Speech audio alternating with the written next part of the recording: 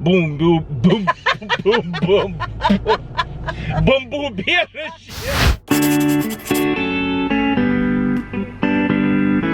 Привет, друзья. И снова мы на нашем папа-мобиле, дорогие мои. Снова, потому что история с моей машинкой, точнее Таниной машиной Passat'ом, она не заканчивается. Она не заканчивается и, видимо, не закончится никогда. На этот раз приказал долго жить, судя по всему, катализатор, да, поэтому это серьезная штука. В общем, сегодня ее будут промывать, пытаться там что-то сделать. Вот, поэтому... Возможно... Хорошо, что есть машинка, которую можно заменить. Да, папа-мобиль. Тем более мы теперь, похоже, знаем, зачем вот эта вот штучка, о которой мы так долго спорили. Я вам сейчас покажу. Смотрите, здесь есть диск. Вот, вынимаешь диск и кладешь. И он четко помещается в эту дырочку. Смотрите, значит, это для дисков. О!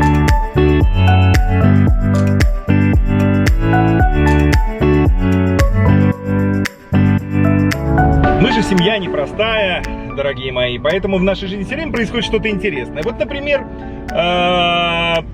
пару дней назад в школьном дворе нашего старшенького сына случайно провалилась земля, и там обнаружилось, что бы вы думали, там обнаружилось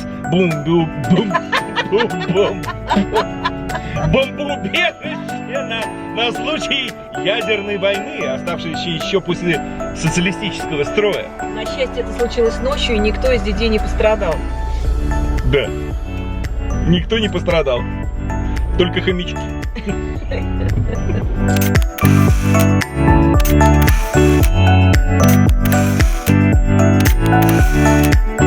Сейчас мы приехали в центр города, на Вацлавскую площадь, потому что к нам приехал наш старинный знакомый, и ваш тоже.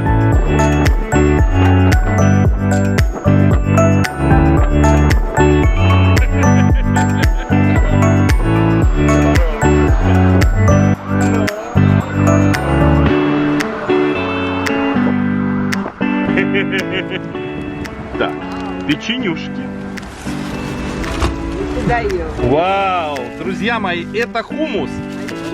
А это тхина. Вау, ну все. Все.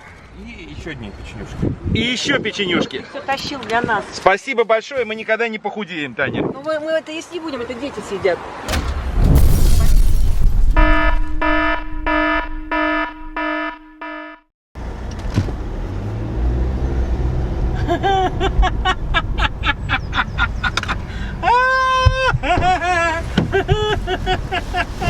Привет! Ты ржешь, да? Привет! Привет! Ты кто? Ты кто? Ты кто? Я заново рожденная, бурей побежденная. Ну что скажешь? Отлично! Друзья мои, солнце светит и лето не за горами. Вы знаете, что мы изготовили вот такие вот чудесные футболочки нашего канала? Знаете, потому что мы их разыгрывали в конкурсе. Так вот теперь их совершенно спокойно можно приобрести в магазине, ссылку на который я оставлю вот здесь и в описании к видео. Приходите, покупайте, тем самым вы поможете нашему каналу в развитии, за что вам отдельное спасибо. Сегодня нам пришло такое, знаете, интересное желание в голову. Дело в том, что мы по работе присутствовали в районе зоопарка и решили не пропустить момент, да, чтобы снова туда сходить. Образовалось время, думаю, а чего же не сходить-то, Погода шикарная, настроение отличное. Пошли в зоопарк, пошли. И, скажем так, поднимем все настроение. Мы приехали в зоопарк на автомобиле и запарковали его на одной из парковок. Всего их 3.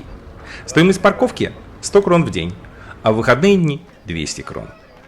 Входной билет стоит для взрослого человека 200 крон, для детей от 3 до 15 лет 150 крон, а до 3 лет абсолютно бесплатно. Добраться сюда можно не только, естественно, на машине, а доехав до станции метро Надражий Холишовица и пересев на автобус номер 112, доехать до конечной остановки Зоологическая заграда. Для людей, которые живут здесь постоянно, существует и еще одна опция. Это годовой абонемент, который стоит 1800 крон и позволяет входить сюда 48 раз, но не более 4 раз в день. что является, конечно, уже гораздо дешевле. Также за 100 крон сюда можно прийти со своей собакой и очень удачно погулять, потому что везде расставлены поилки для собак и так далее. О, кусает. Кусаются. Такие они толстенькие. Толстые. С того времени, когда я начал вести свой блог, мы бывали с вами здесь уже несколько раз. Иногда это было очень подробно, иногда буквально мельком. Но тем не менее, я позволю себе рассказать об этом зоопарке еще раз. Он находится в Праге, в районе Троя, и занимает 60 гектар. Его ландшафт крайне интересен, потому что он располагается как бы на нескольких уровнях. Первый уровень, который внизу у реки, скала, на которой тоже находится некоторая экспозиция, и над скалой, с другой стороны.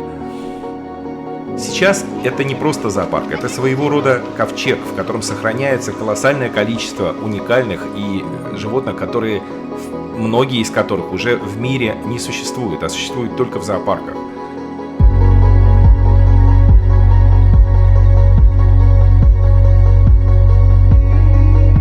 Одним из самых уникальных павильонов, который находится на территории зоопарка, является павильон «Индонезийские джунгли».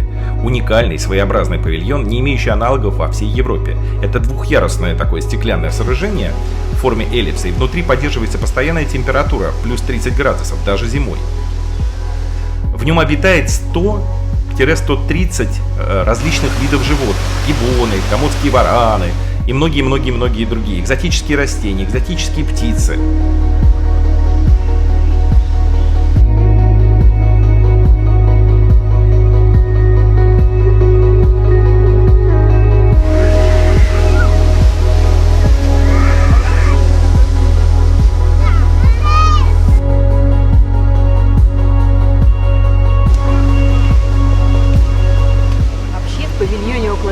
Да, очень весело. Они забавляют и радуют нас. Но сегодня как-то, видимо, они голодные и не хотят нас радовать.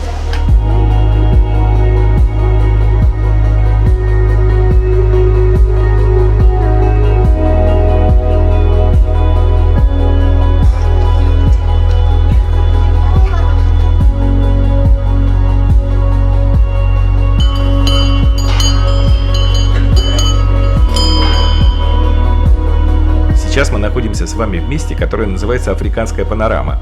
Здесь вольно чувствуют себя жирафы, которые буквально пасутся на лугах. И вот там вот вдали стоит дом, обычный жилой дом. И я всегда думал, как же здорово тому человеку просыпаться здесь с утра и видеть пасущихся жирафов, бегающих зебр. Ну, здорово.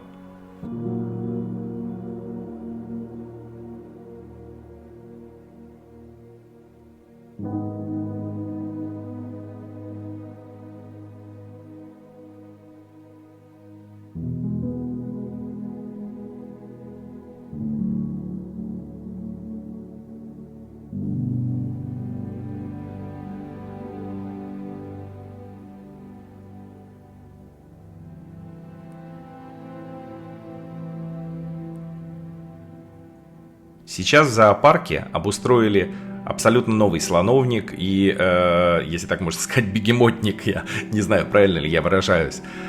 Дело в том, что после наводнения, они до наводнения находились спереди и очень пострадали от реки, которая вышла из своих берегов. И им построили новое убежище сзади. А здесь мы с вами видим, как кормят волков. Ну, такое не очень приятное зрелище.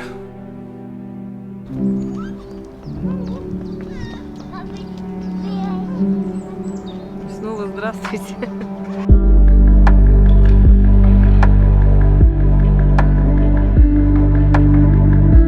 Все животные чувствуют себя здесь очень свободно, потому что все вот эти вот загоны, если так можно сказать, они открыты, в них полно воздуха. В самом худшем случае они ограничены какими-то стеклами, через которые смотрят люди. Вот видите, как раз то, о чем я говорил, склоны тоже обитаемы.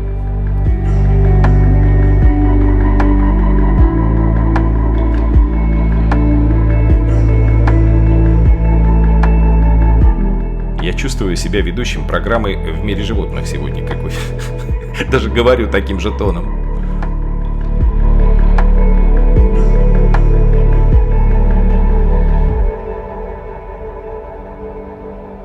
А меня на эту штуку не пустят. Потому что я еще недостаточно похудел. Да. Там, по-моему, больше 85 килограммов не пускают. Мне повезло больше, меня пустят. Польстила себе Таня. У меня нет 80, здравствуйте. Вот сейчас идем, и Таня говорит, что ее посещают такие ностальгические воспоминания, как мы здесь гуляли с маленькими детьми. Сейчас они уже выросли, такие Им лбы. с нами гулять совершенно Да. неинтересно, теперь мы С нами одни не гуляем. разговаривают, а здесь... А мы вроде как наоборот в детство впадаем, поэтому нам нормально. Вот ходим, вспоминаем, как мы здесь гуляли. Вообще Смотрим очень... на маленьких детей. Вообще очень мощное такое энергетическое место, я считаю. С тем, кто хочет поднять себе настроение, надо сюда приходить.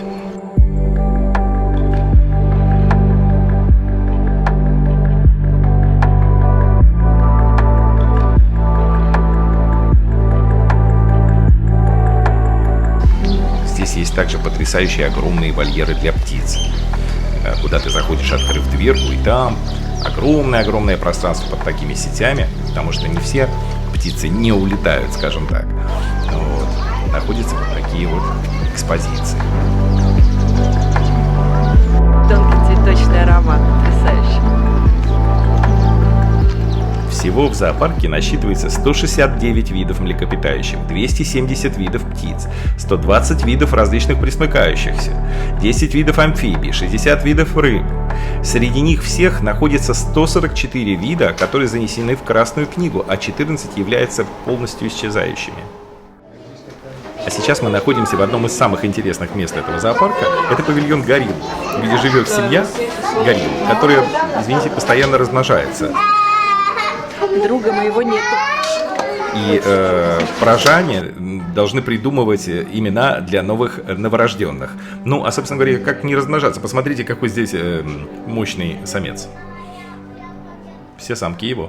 Наверняка многие из вас, когда ехали по городу Праге, видели много таких щитов с рекламой зоопарка, на которых изображены детеныши. Дело в том, что это те детеныши, которые родились в этом зоопарке. Например, я не знаю полную статистику, но вот в 2010 году здесь родилось почти 1000 различных питомцев.